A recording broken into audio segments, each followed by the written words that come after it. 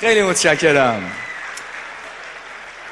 صحبت از تجرد خودم کردم. میدونید اوضاع به گونه دیگری است. خدا به دل دردمندت شفا بده که فقط دلت پره. واقعا من کاش که اون کار رو نمی کردی. حالا که کردی اشکالی نداره، بشین درست میشیم. عزیزان جان، اوضاع عوض شده. هیچ کس فکر نمی کرد یه روزی آجیل مشکل گشا خودش بشه مشکل مردم. توجه میکنید؟ اما بر اساس اون چیزی که این روزها در جامعه ارزش پیدا میکنه، الان در مراسم های خواستگاری مهریه رو اونجوری لحاظ میکنن. از رفقای خود من رفته بود خواستگاری که در واقع رفقای عباسیه، خودشو به ما میچسبونه. پدر عروس برگشت گفت مهریه دختر من 1,500,000 لیتر بنزین آزاده.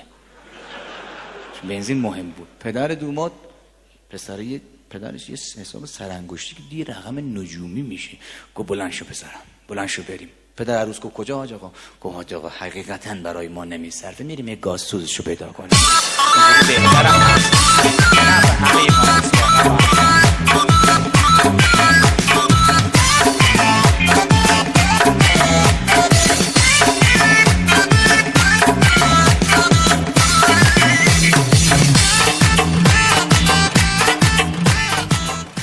داشتم میگفتم از تفاوت ما ایرانی ها.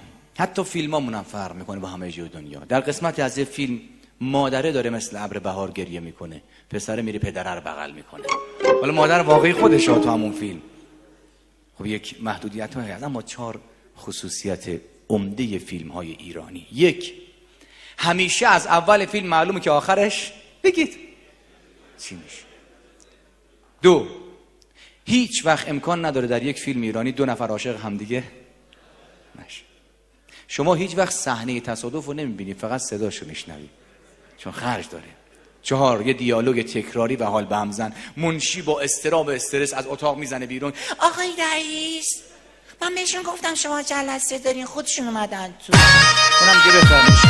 این شد فیلم ایرانی، همون شده رفت. اون بالایی با ما نیستن، دستا همه با هم.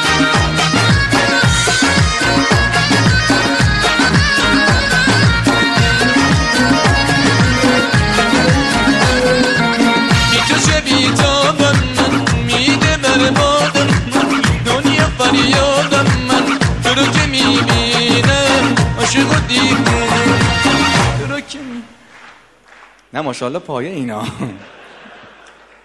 از این لجبازیتون خوشم میاد. زمانی که این کار رو نمیخوام انجام بده انجام استخر میریم. تنها کاری که تو استخر نمیکنیم آبتنی و شناس. میشینیم این لبه استخر با هم شوخی میکنیم، جوک میگیم، سیب زمینی سرخ کرده سفارش میدیم. اون ناجی غریق بدبخت 2 دقیقه انتهای تایم استخر سود میزنه بیایم بیرون، همه میریزیم تو آب. چه کاری تو؟ از لجبازی تا کجا بگم؟ رو پاکت ساندیس نوشته از این بالا باشه دست هوا میکنه. البته این یه مورد حق دارید، چون رو پاکت های آب میوه همه دنیا تو کارخونه هاشون نوشته از این بالا باز شود. منتها تکنولوژی اونها یه جوری که اون قسمت دایره رو انقدر نازک تعبیه میکنن رو پاکت، شما با اشاره نی میتونی به داخل پاکت ورود کنی. در ایران چاپ رنگیه، هی میزنی سر میخوره، آخر سه میزنی دیگه نمیتونی، باید یه جور دیگه وارد پاکت. علتش اینه. دستا کجا؟ تک فامیل داره شاکی میشه دیگه. دستا کجا؟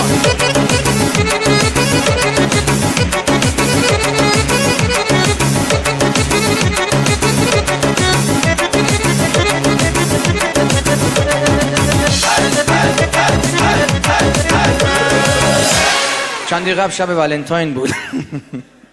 شب عجیبیه، نمیدونم این فرهنگ از کجا اومد تو کشور ما.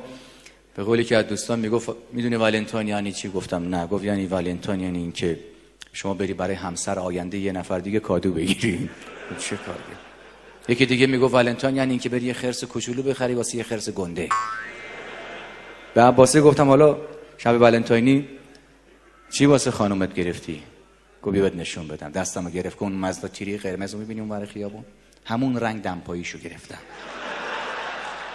چه کار کنم؟ براش دست بزن.